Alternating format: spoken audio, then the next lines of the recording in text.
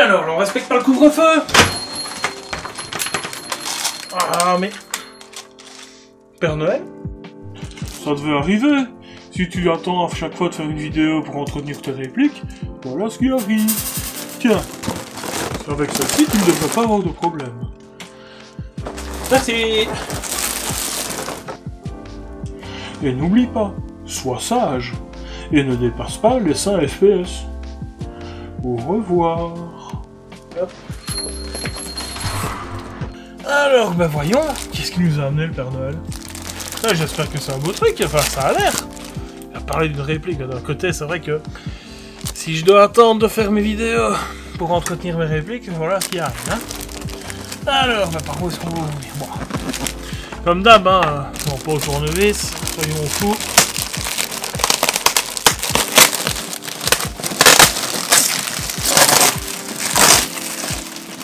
Ah. Qu'est-ce que nous allons avoir?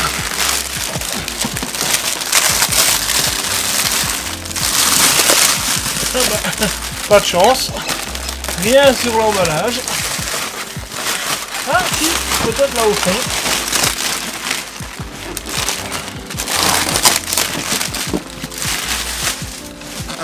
Qu'avons-nous là au fond? Hop. Oui, j'ai changé un petit peu encore de setup. Hein. C'est plus clair, ça évitera les reflets. Alors, CM515. C'est du CIMA. Parce que c'est souvent les choses ainsi. 515, ouais. Alors, qu'avons-nous? Ouverture. Les cibles qui servent toujours, pour zéroter ou quoi que ce soit. Le petit manuel en polonais. Polonais et anglais, donc comme quoi il faut utiliser des lunettes de protection, protéger les yeux des autres joueurs. Il faut toujours utiliser la sécurité, enfin les trucs habituels, je vais pas tout lire tout, je trouve le petit personnage change un petit peu de chez Marui, mais c'est un peu dans le même genre, un petit peu kawaii. Pourquoi pas? Alors, je pense que vous voyez ce que c'est. Bah c'est une M4. Elle a l'air pas mal du tout. Bon. Hop. En tout cas, point de vue d'emballage, il a l'air pas mal. Désolé pour les oreilles. Je vais déballer ça et diminuer le son. Pour vous, il vaut mieux. Ceux qui veulent une version ASMR, je pourrais la faire. Après, je vous laisserai peut-être 30 secondes de bruissement de plastique. On sait jamais, il y en a peut-être qui aiment.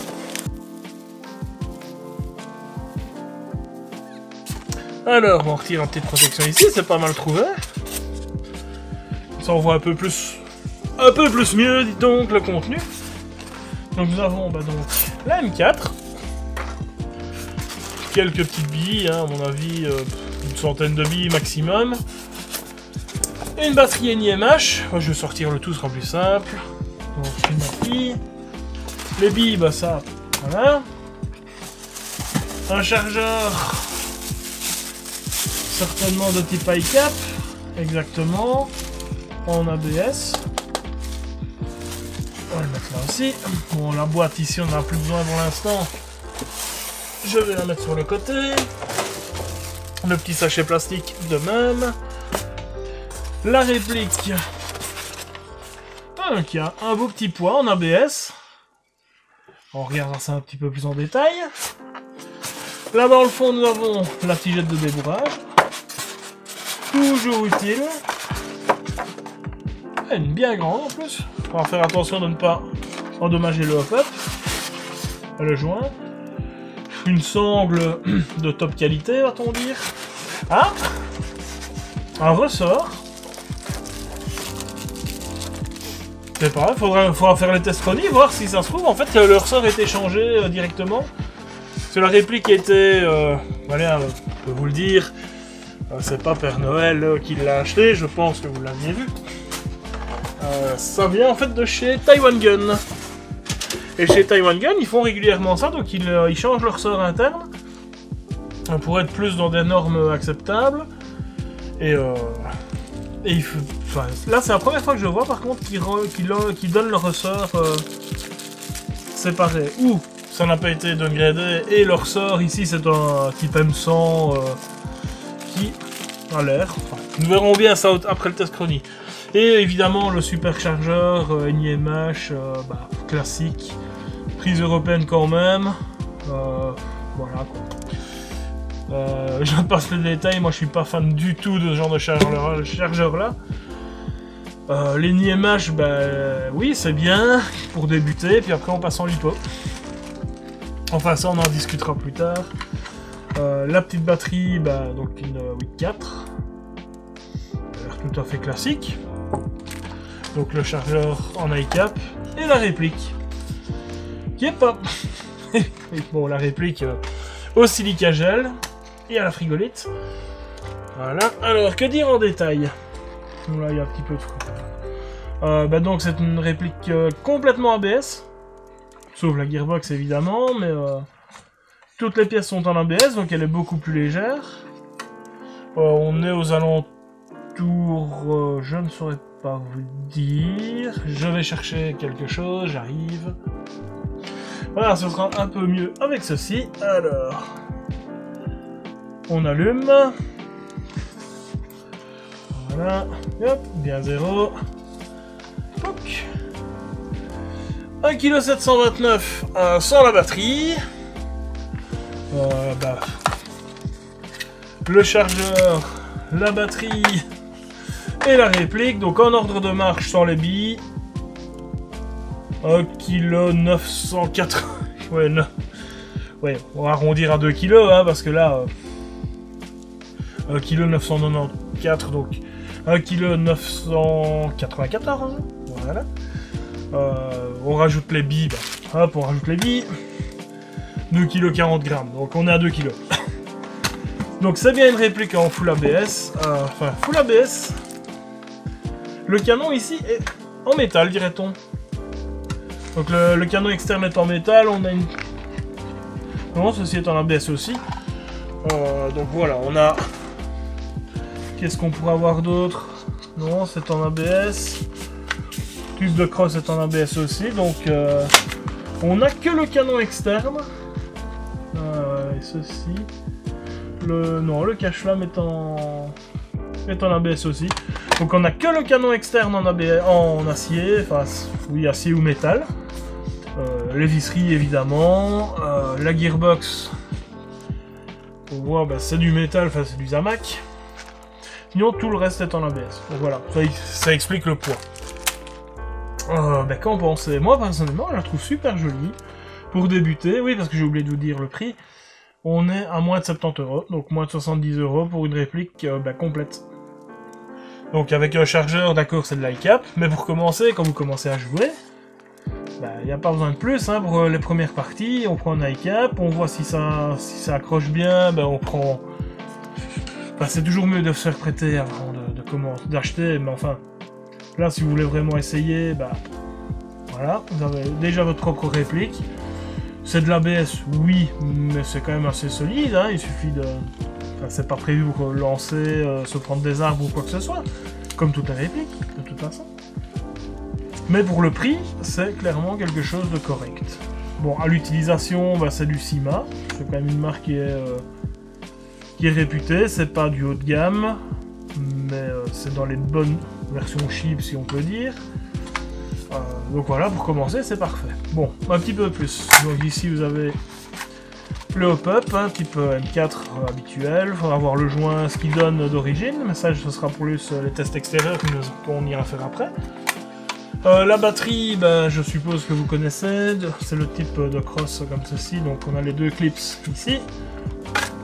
On sort la batterie, le cache de cross, on va chercher le câble de batterie qui est ici, avec un fusible, c'est pas plus mal. On met la batterie, un morceau de chaque côté, on branche. Ouais, ça, les fiches Tamiya, j'en suis pas fan non plus, elles sont toujours un peu... Faut chipoter avec, les contacts sont assez fins pour du... Enfin, je trouve que c'est mieux du DIN ou du XT, c'est XT60, je me souviens non, enfin... C'est deux autres modèles, je vous montrerai. Alors après, on remet... Hop. On repasse les fils là, hop, comme ceci. Et voilà, la batterie est installée. Bon. En théorie, il n'y a pas de bille, mais on ne sait pas. Je vais quand même utiliser... Enfin, viser autre part que sur moi, et je vais mettre mes lunettes. Voilà, je vais viser dans un pull. Semi. Ah, elle a l'air de... Ouais, la batterie a l'air un petit peu usée, mais enfin... C'est du NIMH donc aussi, bof, en auto. La batterie a l'air d'être très déchargée, ou alors le ressort a l'air d'être assez puissant. On va voir ça dehors, je vais recharger la batterie, et puis faire les tests habituels, le test chronie, voir ce que ça vaut, et il faudra peut-être la downgrader, hein. On va voir ça après. Allez, à tout de suite.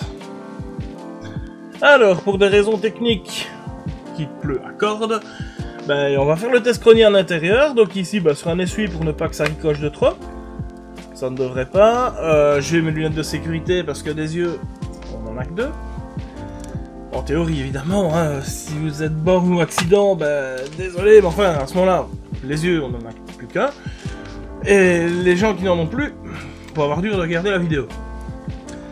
Enfin, sur cette petite note un peu humoristique. Alors, j'ai réglé le hop-up, parce que souvent c'est hop-up réglé qu'on fait les tests chronie. Je suppose que vous verrez comme il faut, on va voir. Alors...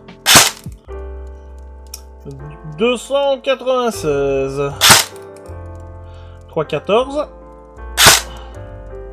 324... 302...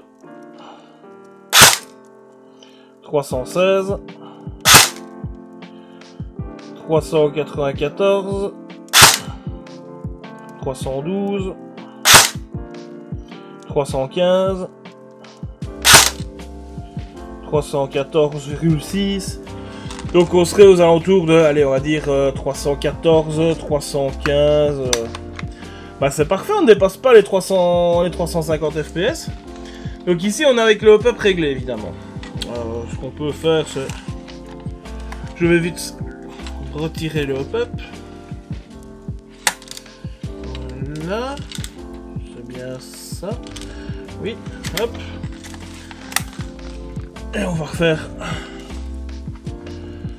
ça avec tir avec le hop-up non réglé. Hein. Alors...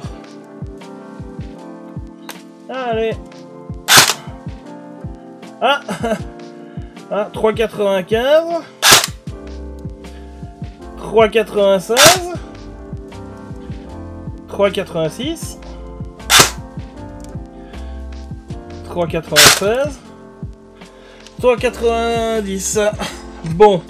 Le hop-up appuie très fortement et là, je vous dis, je l'ai réglé, il va très bien.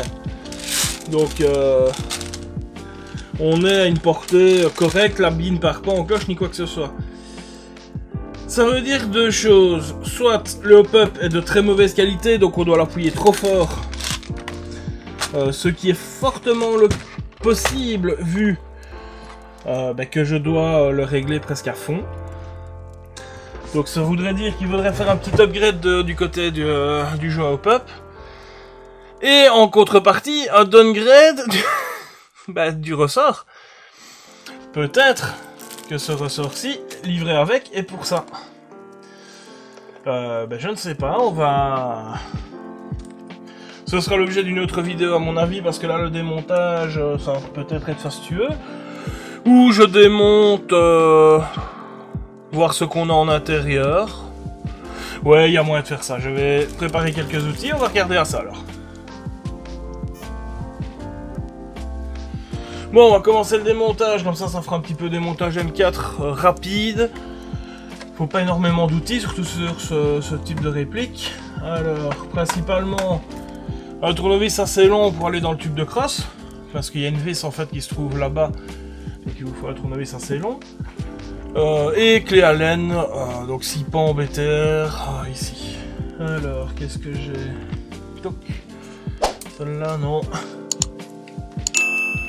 Hop, certainement celle-là alors. Hop, voilà. Pour commencer, en fait, le plus simple, comme beaucoup d'M4, une seule vis. Vous défaites celle de l'avant. On appuie pour faire sortir la vis type goupille, qu'on met de côté pour ne pas les perdre. Et là, bah, on déclipse vers l'avant. Et en théorie, on a le upper. Et bien en théorie, parce que elle a l'air d'être calée, mais je n'ose pas trop forcer, parce que voilà, réplique ABS, c'est jamais bon de forcer. Qu'est-ce qui bloquerait? Normalement, strictement rien, mais enfin...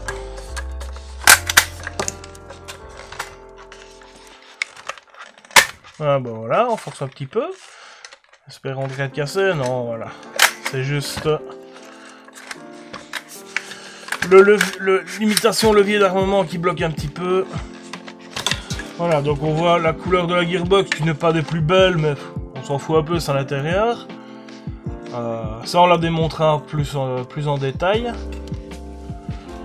Alors ici, on a le canon de précision, comme j'aime bien l'appeler, parce que bah c'est pas un canon de précision d'origine, hein, il faut pas rire.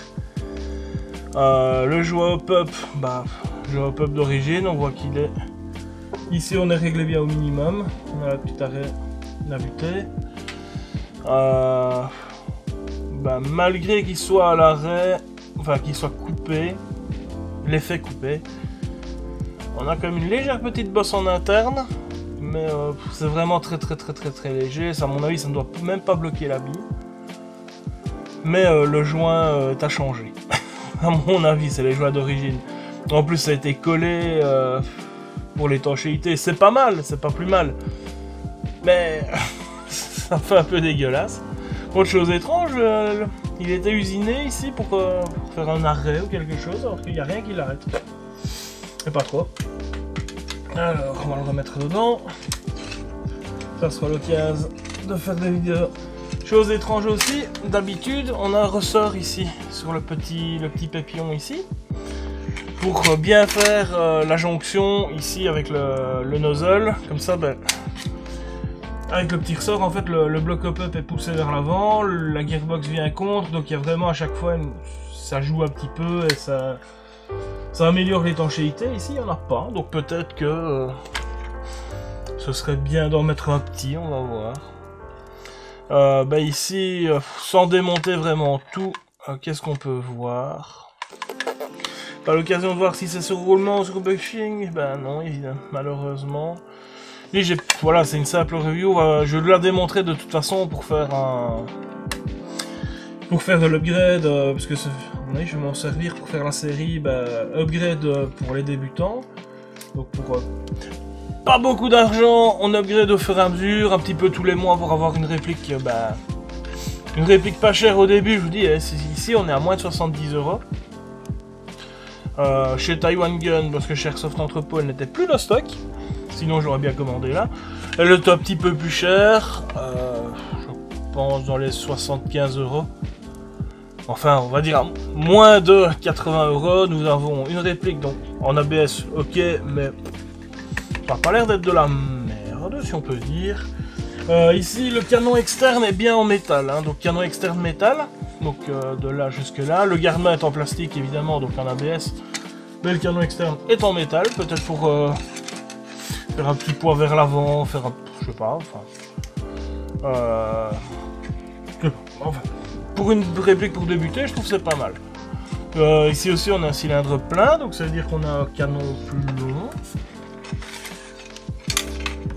Non, le canon n'est pas vraiment beaucoup plus long qu'une M4 classique. Oui, peut-être question de fabrication, mais d'habitude on a un cylindre ouvert. Au vu des FPS, ça n'a pas l'air de gêner. Donc voilà. La démonter entièrement déjà maintenant. Allez, soyons fous. C'est Noël. Nous allons démonter tout ça. Petite vis. Petit tournevis. Alors, pour continuer le démontage, ben... on débloque ici les deux vis en croix. Donc sur la poignée moteur. Enfin, la poignée qui abrite le moteur, parce que c'est pas une poignée moteur.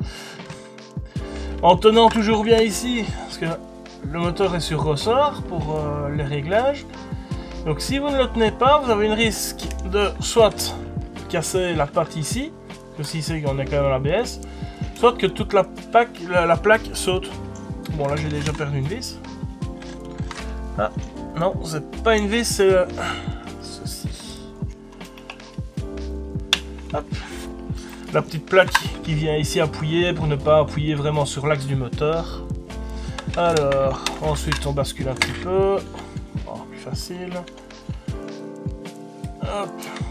Non, il ne veut pas. On va aller le chercher tout doucement comme ceci. On débranche évidemment les deux cosses. S'il veut bien. Toc.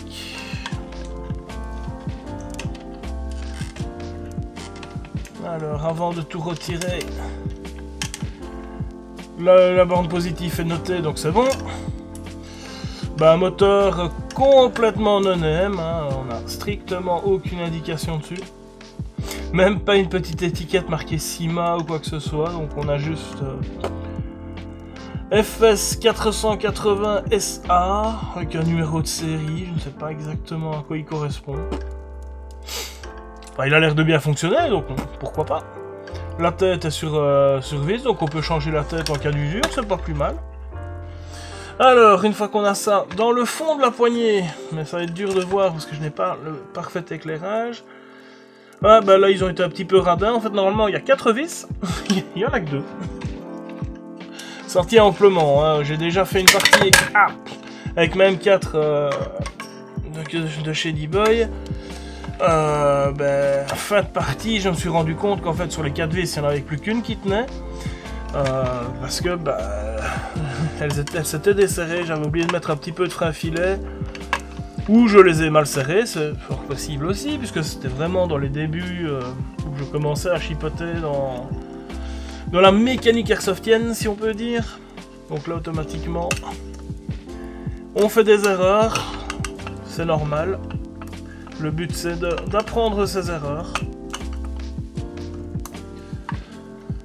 Comme ça, c'est comme ça qu'on progresse. Donc voilà, ici, il y a 2 petites vis. Vous voyez, sur la gearbox, on a les 4 trous qui sont filetés, donc c'est même pas une question de filetage pas fait, bon, on économise 2 €, enfin même pas 2 €, quelques centimes à cet endroit-là.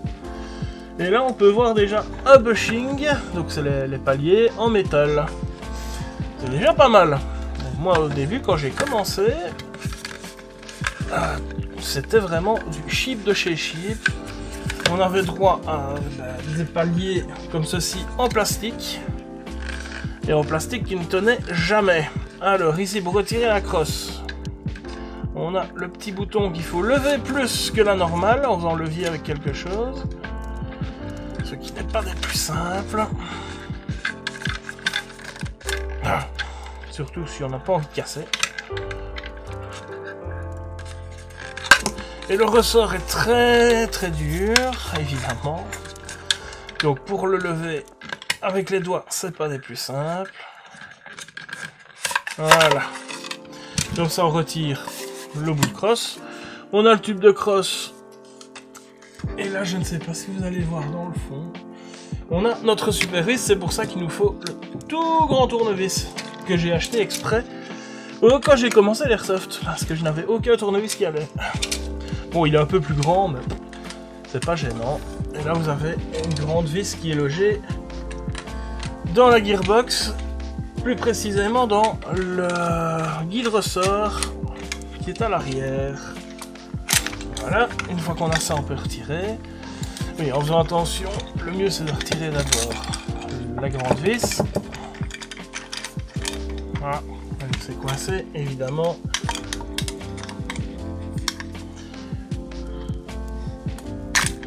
Voilà, vous avez ce genre de rondelle qui laisse passer juste les fils et qui appuie un peu plus pour ne pas casser ici le tube de crosse.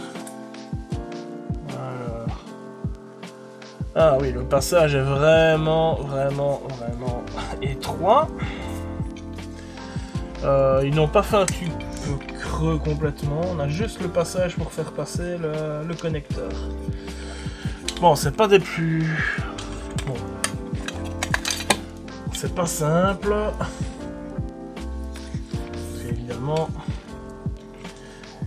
c'est comme dans tout, ça passe bien dans un sens, mais une fois qu'il faut le repasser dans l'autre, ça ne passe plus.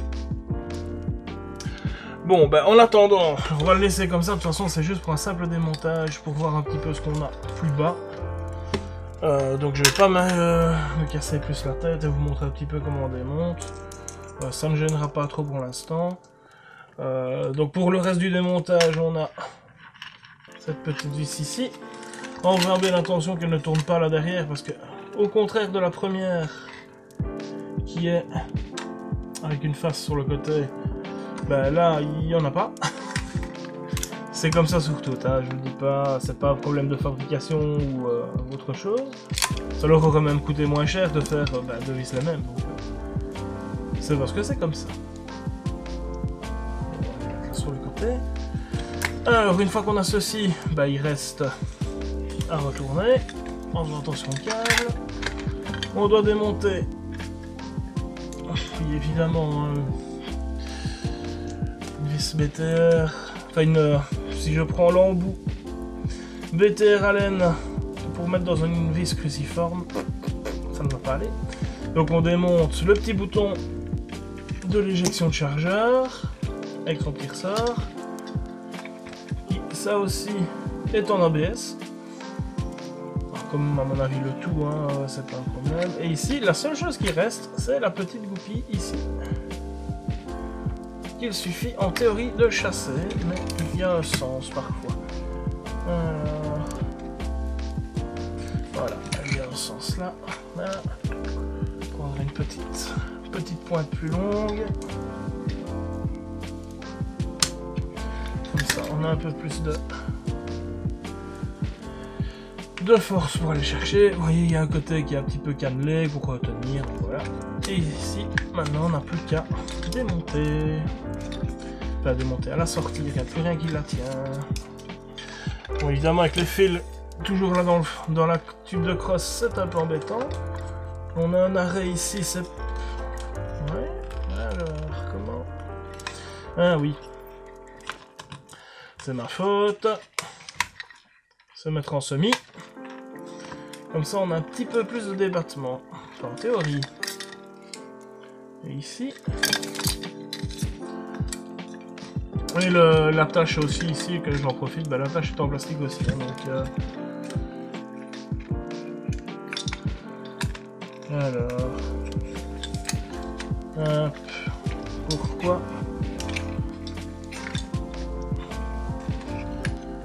Pourquoi ne viens-tu pas dehors? C'est une gearbox scellée. En fait, il y a deux petits arrêts ici qui empêchent la gearbox de sortir comme il faut. Ce qui m'embête fortement. Parce que j'ose pas tirer, c'est surtout ça. Ah, voilà. Vous êtes levé là. Et voici. Bon, ici on est toujours coincé à l'arrière. Je regarderai pour ça. Mais on voit un petit peu plus en détail. Donc oui, on a bien donc des bushings métal. Donc c'est pas mal du tout. D'habitude c'est en plastique. Voilà, hein, donc on a la gearbox sortie et elle est prête pour notre prochaine vidéo qui sera le démontage d'une gearbox. Et tant qu'on y est, ce sera un downgrade, hein, puisque là on est quand même avec du 400 fps. Bof, ça dépend un petit peu sur où vous allez jouer, mais ici en Belgique en tout cas c'est souvent vers les 350.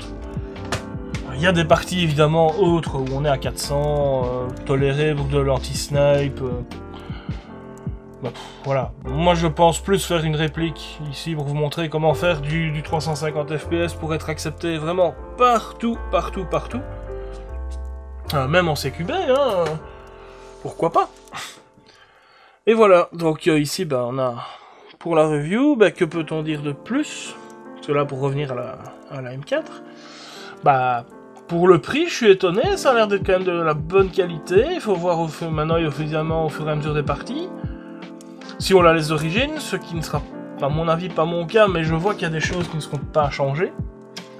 Les bushings ici métal, ça peut rester pendant un moment, ça c'est pas un problème, on peut passer en roulement, mais j'en vois pas vraiment l'utilité. Si on a du métal bien graissé, bien entretenu, ça tient à vie. À voir maintenant la qualité des engrenages à l'intérieur, ça je regarderai, on regardera ça au démontage la prochaine fois. La chose à faire, ce sera juste changer le ressort. Donc si on achète ce type de réplique, il faut faire un downgrade. Le 400 FPS. Je pense qu'ils proposent le downgrade chez Taiwan Gun, je n'ai pas vérifié, mais je sais qu'il y avait plusieurs modèles. Si c'est le cas, je vous le mettrai ici sur le côté. Mais je pense que c'est possible d'avoir un downgrade d'origine. Chez Airsoft Entrepôt, je ne pense pas que ce soit possible parce qu'ils n'ont pas d'atelier. Évidemment, il y a plein d'autres choses, il y a plein d'autres possibilités. Hein. Vous achetez la réplique, si vous commencez à jouer et que vous achetez une réplique, en théorie, vous connaissez au moins quelqu'un qui fait de l'airsoft, donc qui pourra soit vous faire le downgrade, soit vous aiguiller vers quelqu'un qui peut le faire, ou un atelier airsoft dédié, ça existe. Donc voilà. C'est pas trop compliqué à faire, vous verrez en vidéo, je vais vous montrer. Le but c'est de commencer. Une fois qu'on a commencé, qu'on a un petit peu de place, c'est super facile. Ça ne demande pas vraiment d'expérience particulière, il faut pas avoir un diplôme d'ingénieur. Vous verrez, c'est très simple. Enfin voilà. Que dire de plus? Je ne vois pas ce que je peux dire de plus, si c'est que moi pour débuter, là, après démontage, test, je peux vous la conseiller, sans problème. Mais vraiment, donc pour débuter, parce que l'ABS, c'est de l'ABS, donc c'est toujours un peu fragile. Évidemment, ça dépend comment vous jouez, hein. Si vous jouez tranquillement, tranquillement, c'est un peu difficile d'expliquer, mais si vous ne foncez pas dans le tas à vous prendre tous les arbres pour vous cacher ou vous jeter à terre à la moindre bille qui siffle, ça résistera très longtemps. Tomber, ça évidemment, si elle tombe, ça peut casser, mais une réplique métal peut casser aussi. Une réplique métal, c'est souvent en Zamac. Donc, selon la qualité du Zamac, c'est plus ou moins fragile, donc voilà. C'est pas l'idéal. Sinon, pour débuter, c'est vraiment parfait. Comme je vous dis, c'est la Syma 515. Moins de 80 €. On a une gearbox qui a l'air d'être quand même pas mal. On a une batterie NiMH, c'est une 1100 mAh, donc il y a moyen déjà de tenir un petit peu. Peut-être pas la journée complète si vous rafalez comme une bête. Mais pour commencer à jouer, c'est l'idéal. Hein. On prend une batterie par après, on s'équipe au fur et à mesure. Le but n'est pas d'acheter tout le matériel, et puis hop, on est sur le terrain avec un camion complet. Non, le mieux c'est de commencer petit à petit, d'acheter les accessoires et les pièces qu'on a besoin au fur et à mesure des parties. Ça on voit, pour la prochaine il me manquerait ça, donc je vais prendre ça, et ainsi de suite. Enfin, je pars de nouveau sur le côté, on en était à la réplique. Donc là, ici, la réplique, c'est ok pour moi, un bon 8 sur 10 pour un commencement. Rapport qualité-prix, je pense qu'on est aussi sur un bon 8 sur 10 pour l'instant. Au démontage ici, voir les pièces à l'intérieur, on pourrait peut-être monter un petit peu plus. Ou descendre, ça dépend un petit peu, mais là ça a l'air d'être correct. Sur ce, j'espère que ce petit Noël Airsoft vous a plu, que le calendrier de l'Avent, le chip Airsoft vous a plu aussi. Et bah là, je vais faire une petite pause pour les fêtes. Et on se retrouve en janvier. Joyeux Noël, bonne fête, bonne année. Espérons qu'elle soit meilleure que 2020, parce que là, oui, ça ne saurait pas être pire.